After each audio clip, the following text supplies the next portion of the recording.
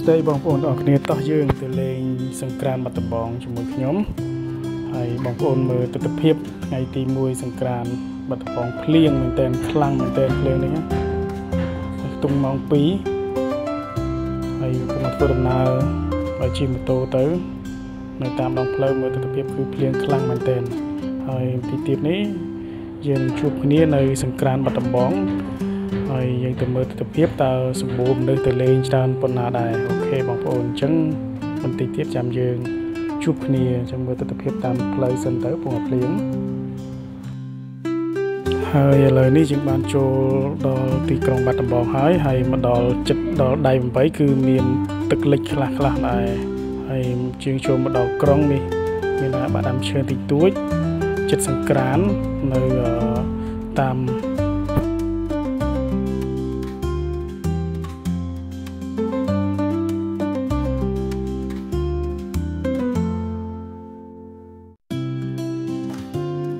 នេះយើងចូលមកគៀកហើយមកដល់នេះស្រាប់តែដើរខាងភេសជ្ជៈ Idol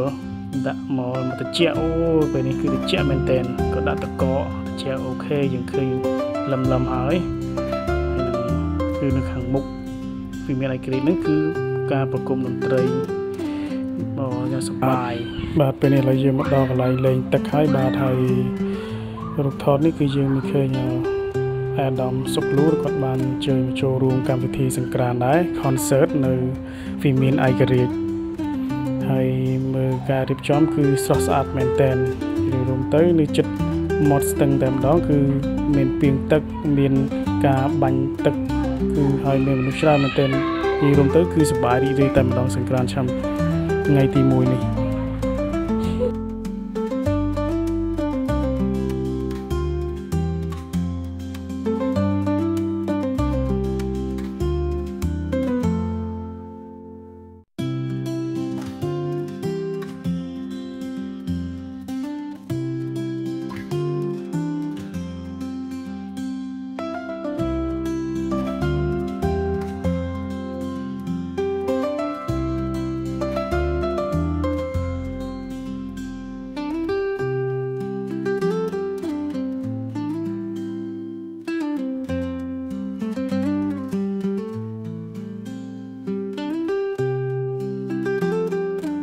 កន្លែងនេះជាកន្លែងនេះបាញ់ទឹក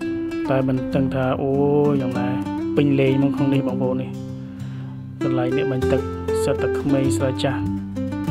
មិនដឹងថាទឹកអីខ្លះទេក្នុងហ្នឹងតែមិនអីទេជាការលេងកម្សាន្តសប្បាយនេះចំណែកខ្ញុំវិញនេះចូលដល់កន្លែង concert ហើយគឺប្រគំតន្ត្រីធំមែនតើនិយាយរួមទៅសឹងមនុស្សណែនហ្មងហើយភ្លៀងទៀតហើយនិយាយថាខ្ញុំមានវិទ្យាភ្លៀងហើយមានវិទ្យាមែនតើអូខេសូមបងប្អូនទស្សនាវីដេអូសប្បាយទាំងអស់គ្នាហើយនេះជាពេលដែលយើងត្រឡប់ទៅវិញហើយយើងឃើញមានគេតុបតែងស្អាតផ្កាយយើងចូលថតរូបលេងបន្តិចមុននឹងយើងត្រឡប់ទៅផ្ទះវិញហើយ